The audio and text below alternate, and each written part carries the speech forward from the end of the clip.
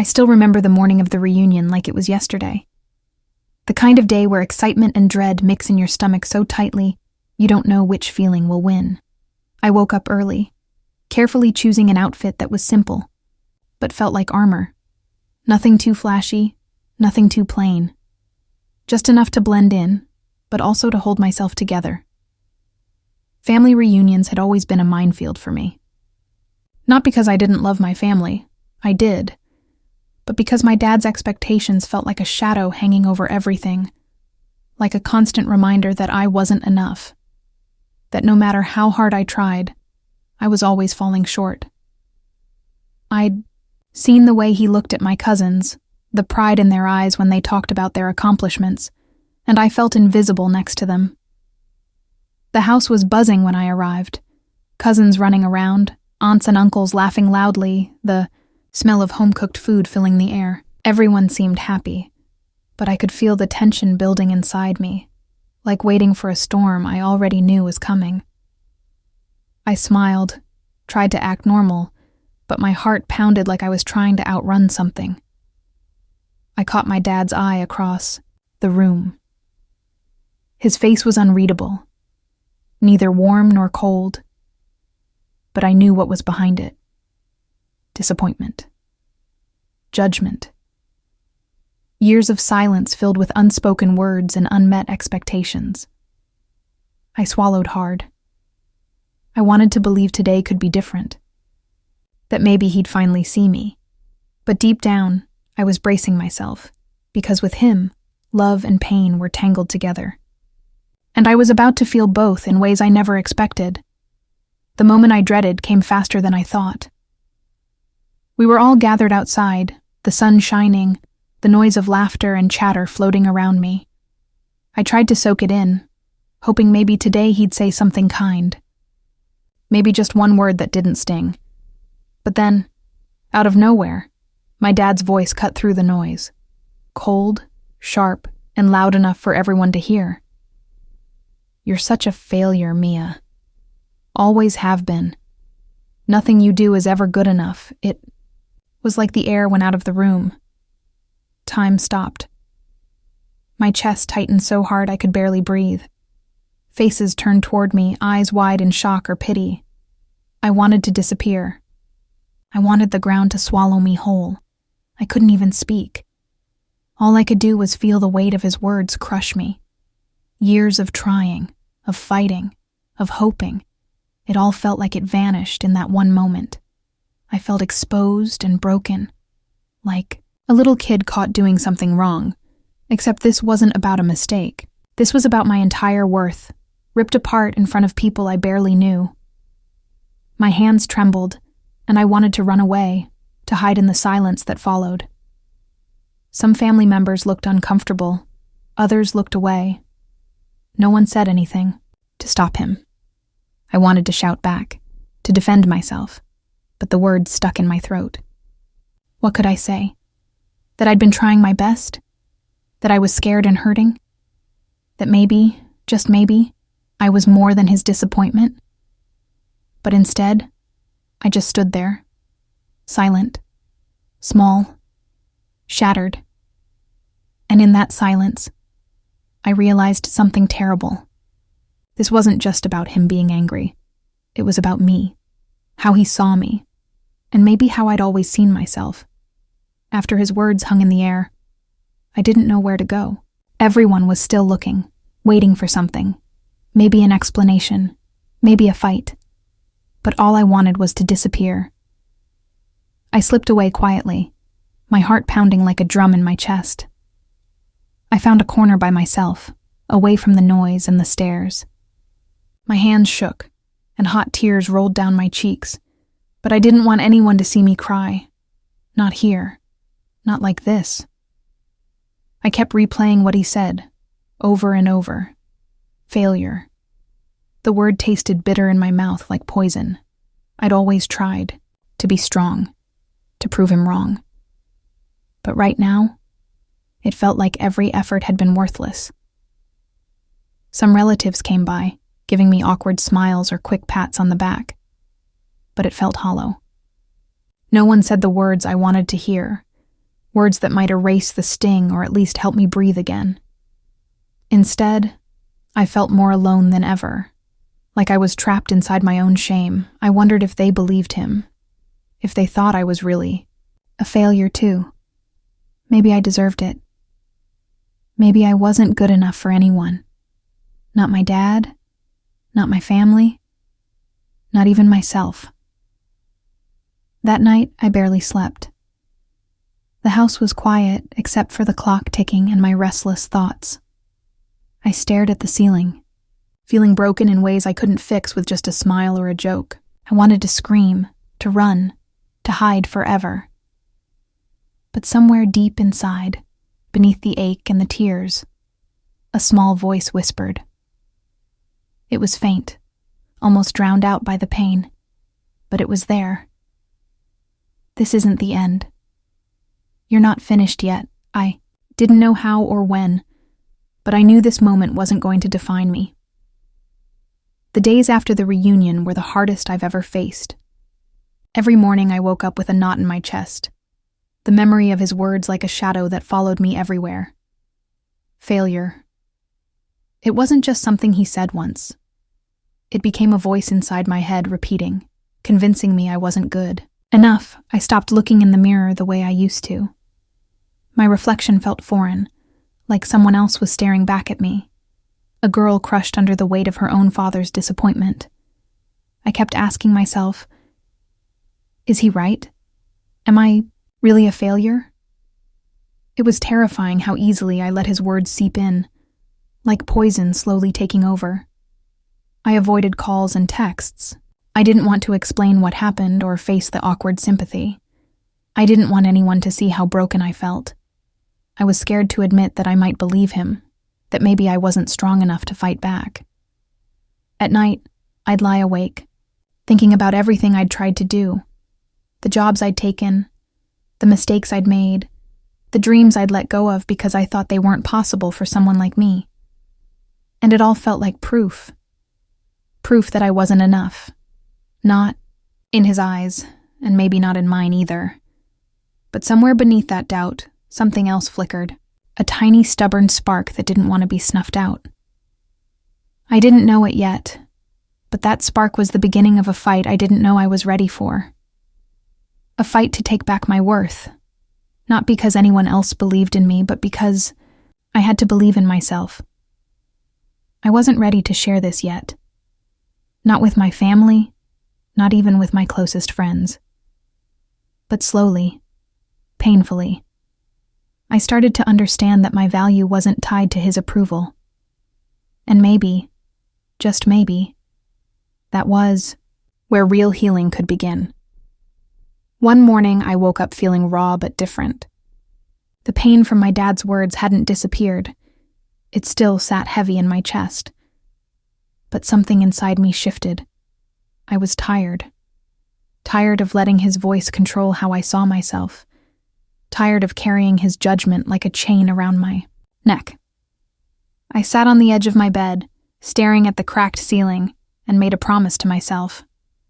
I wouldn't let him define who I was anymore. Not today, not ever. It was the smallest spark, barely flickering, but it was enough to start. I grabbed a notebook and began writing. I wrote down every dream I'd buried deep, the ones I'd told myself weren't realistic, the ones I thought he'd never believe in.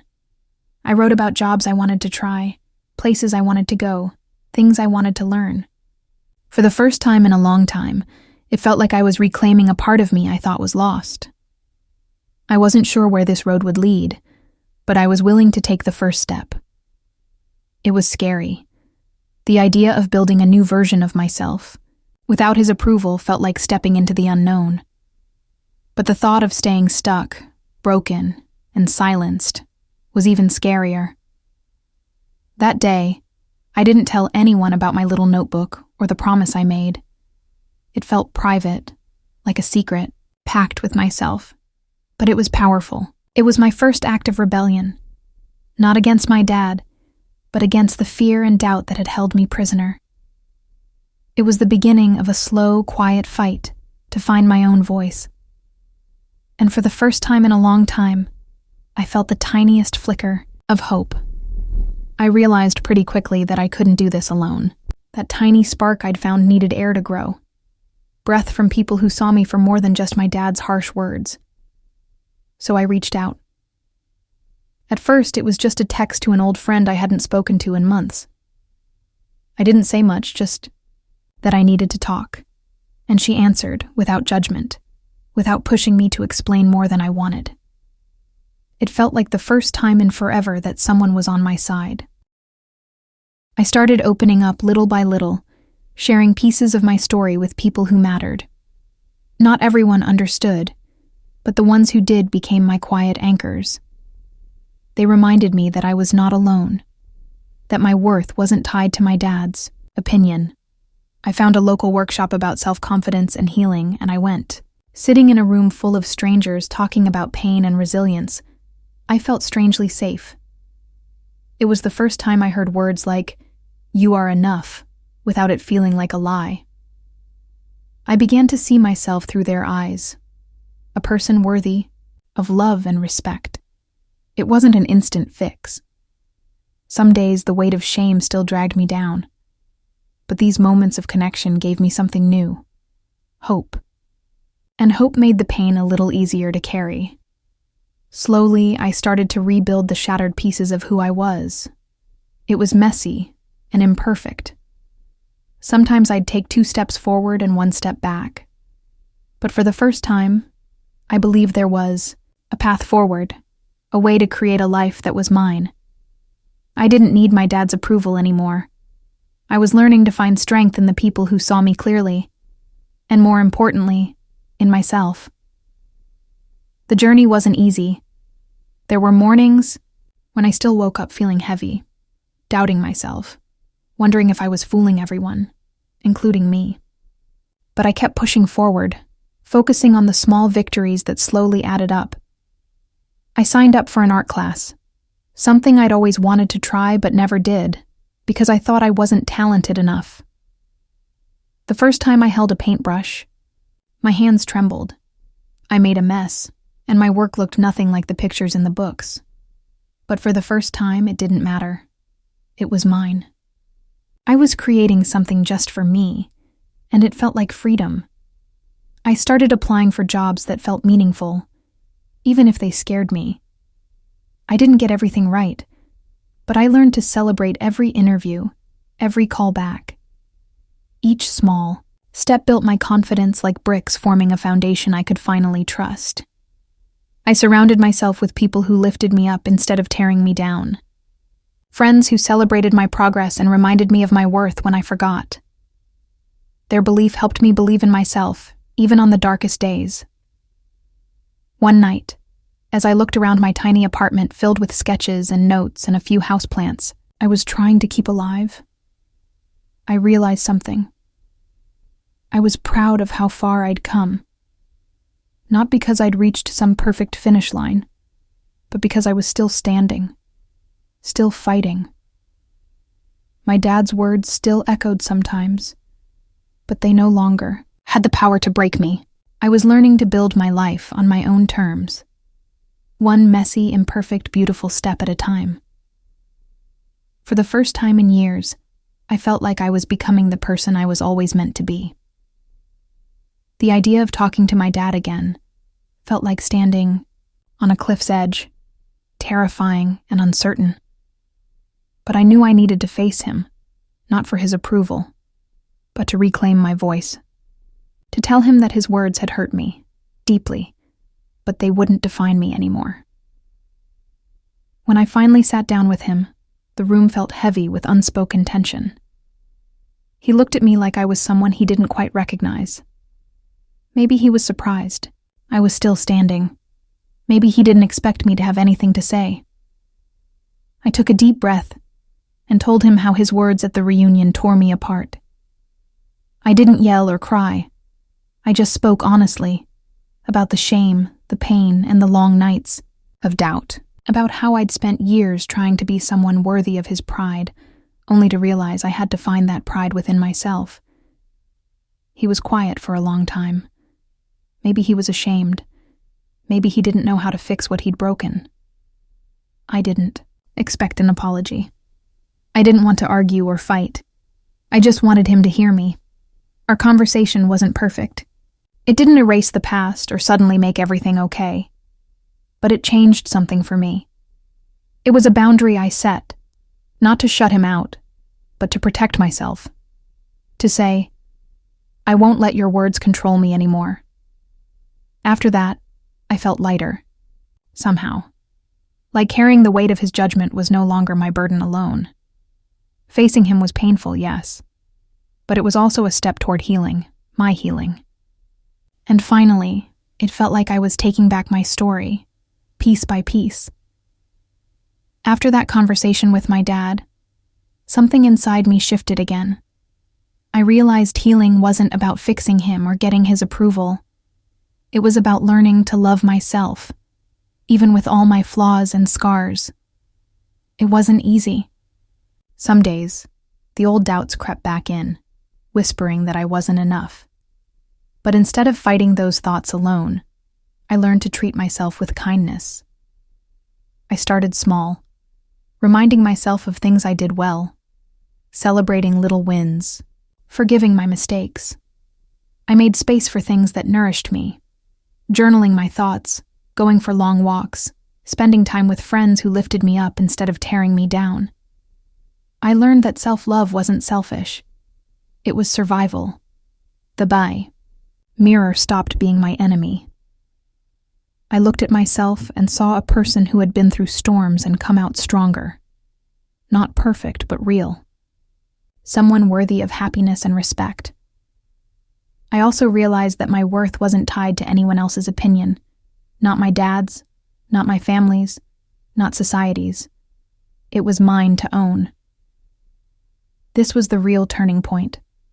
When I stopped chasing approval and started chasing my own dreams, I felt alive again. Hope grew where doubt once lived. I began to believe that my story wasn't about failure. It was about resilience. About finding strength in the darkest moments and choosing to keep moving forward. And most importantly, about learning that my value was never up for debate. Looking back now, I see how far I've come. The reunion, the pain, the shame, the silence, wasn't the end of my story. It was the beginning of a new chapter I wrote for myself. I didn't just survive my dad's harsh words. I transformed them into fuel. Every painful moment became a stepping stone to something greater. Self-respect, confidence, and a life shaped by my own choices. I'm still a work in progress. Some days are hard. Some wounds take longer to heal. But now, I carry my scars like badges of honor, reminders that I am stronger than my darkest moments. I've learned that family expectations don't define me. My worth isn't measured by anyone else's standards. It's mine to claim, fiercely and unapologetically. Today, I chase my dreams with a fire that no one can dim. I've found friends who see me, love me, and cheer me on. And most importantly, I've found peace inside myself. If there's one thing I want anyone listening to know, it's this. Your value isn't in someone else's words. It's in how you see yourself when no one else is watching. And that kind of strength? It's unstoppable. So to anyone who's been broken by harsh words, silenced by shame, or weighed down by someone else's expectations, don't let those voices win. You are not your failures. You are not their opinions. You are so much more. And your story isn't over. It's just beginning.